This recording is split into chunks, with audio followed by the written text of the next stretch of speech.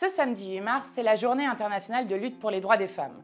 Et cette journée est particulièrement importante cette année parce que partout dans le monde, l'extrême droite s'organise pour mettre à bas les droits des femmes et les droits des minorités de genre. De Trump aux États-Unis jusqu'à Milei en Argentine, ou à Orban en Hongrie, ou encore Meloni en Italie, partout, l'extrême droite s'organise pour à la fois mettre fin aux droits des femmes à disposer de leur corps, c'est-à-dire à mettre fin et interdire le droit à l'avortement dans les différents pays du monde, mais aussi pour enlever toutes les subventions aux différents plannings familiaux dans le monde, ou encore jusqu'à même nier l'existence des personnes transgenres.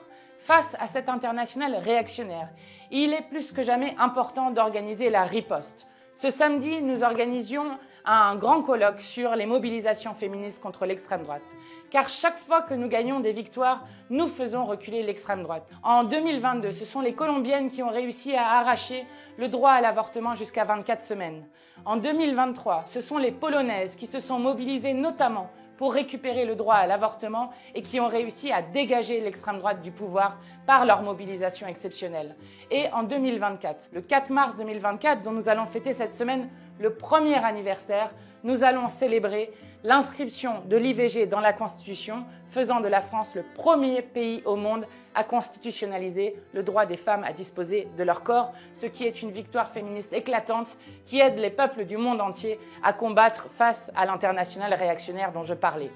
Alors cette semaine, avec le groupe parlementaire, nous allons déposer des propositions de loi qui permettent de répondre à l'urgence que nous avons en France. Car en France, la précarité des femmes continue. 57% des travailleurs pauvres sont des femmes. 60% des travailleurs payés au SMIC sont des femmes.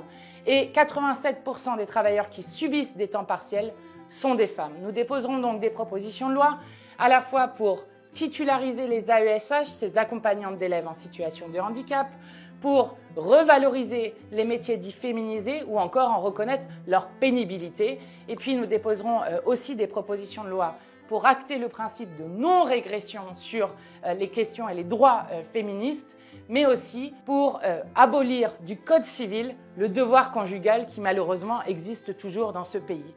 Nous sommes aussi en France concernés par une poussée de l'extrême droite qui tente de défaire un à un nos droits. Il n'y a qu'à voir les attaques qui sont faites contre l'éducation à la vie affective et sexuelle. Il n'y a qu'à voir, y compris, les attaques qui continuent d'être faites contre l'ensemble des plannings familiaux dans ce pays. Nous devons ce samedi nous mobiliser en masse parce que seule la mobilisation du peuple permet de faire reculer l'extrême droite. Nous allons non seulement réussir à arracher des moyens pour les associations, pour mettre fin aux violences faites aux femmes, mais aussi mettre fin à la précarité économique qui touche les femmes dans ce pays, mais nous allons aussi réussir à ouvrir un autre horizon. Et en ouvrant cet autre horizon, nous faisons reculer l'extrême droite. Alors ce samedi 8 mars, rendez-vous toutes et tous dans la rue. Pour un féminisme populaire, nous sommes prêtes.